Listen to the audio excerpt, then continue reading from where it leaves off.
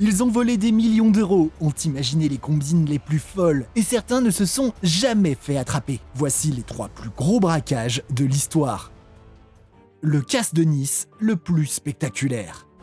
19 juillet 1976, Nice. Ce lundi, en fin de matinée, un employé de la Société Générale essaye d'ouvrir la salle des coffres. Problème, la porte est comme soudée de l'intérieur. Il appelle des renforts, réussit à rentrer et découvre une salle des coffres vide. Près de 200 coffres-forts ont été ouverts. Butin dérobé, 46 millions de francs, soit 30 millions d'euros actuels. C'est le casse du siècle. Mais comment est-ce possible ? Quand les enquêteurs entrent dans la salle, ils trouvent des restes de nourriture, des bouteilles vides et des excréments dans un vase en argent. Mais le plus étonnant, c'est ce gros trou. Pendant plusieurs semaines, les braqueurs ont creusé un tunnel de 8 mètres de long dans les égouts. Et le vendredi 16 juillet au soir, une fois la banque vide, ils pénètrent dans la salle des coffres, dépourvus d'alarme. Dans la salle, les braqueurs n'ont laissé aucune piste, sauf une phrase. Ni armes, ni violence, et sans haine.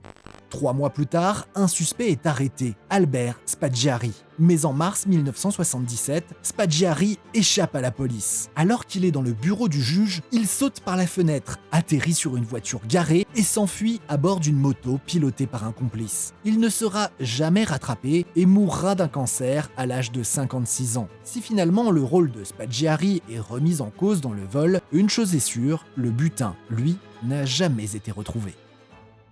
Le braquage de Boston, le plus gros vol de l'histoire de l'art.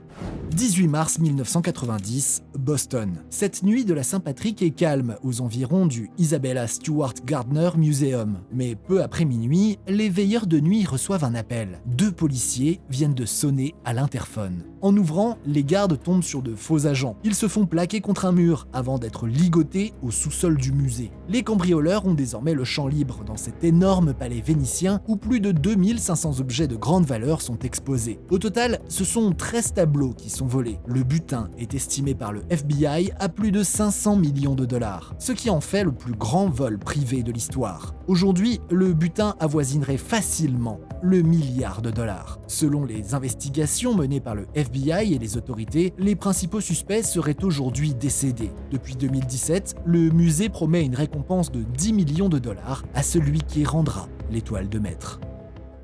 Le casse d'Anvers, 100 millions d'euros de diamants évaporés.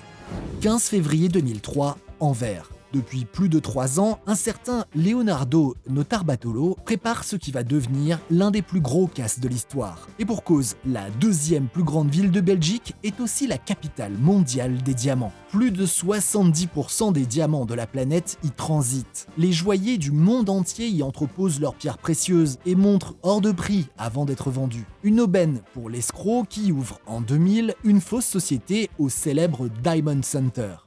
Le but, avoir accès à un coffre-fort pour pouvoir étudier tous les systèmes de sécurité du centre. Dans la nuit du 15 au 16 février 2003, Leonardo Notarbartolo est prêt. Avec plusieurs complices, ils vont dévaliser le centre et réussir à déjouer tous les systèmes de sécurité. Au petit matin, quand le gardien arrive, il retrouve le sous-sol totalement dévasté. La porte, de 61 cm d'épaisseur en acier blindé, est grande ouverte. Sur les 189 coffres que compte la salle, 109 ont été ouverts. Le butin, 100 millions d'euros de diamants. Un braquage à la mission impossible, mais sans happy end pour les cambrioleurs. Les enquêteurs remontent facilement la piste des malfrats, qui sont tous placés sous les verrous. Malgré tout, la police n'a jamais réussi à retrouver les diamants.